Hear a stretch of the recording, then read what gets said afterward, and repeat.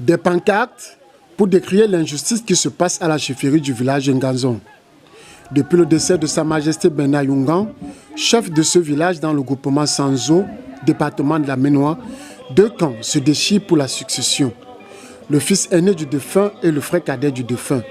Selon l'ancien sous-préfet de Sanchou, qui à l'époque gérait cette affaire, avait arrêté en présence des forces vives et notables de ce village que la succession est de père en fils et non de frère en frère.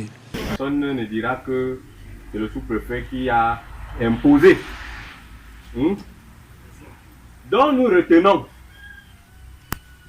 que la majorité penche pour une succession de père en fils. Cette réunion s'était tenue après l'intronisation du fils du défunt Charles Eyoum en date du 21 juin 2021 lors des obsèques de son regretté papa en présence des autorités du département de la Ménois et sur la coordination du représentant du chef supérieur Sanzo Mila Souté. Je prends aujourd'hui l'occasion de dire à ceux qui ont assisté à cette cérémonie que l'usurpateur dit qu'on doit l'installer.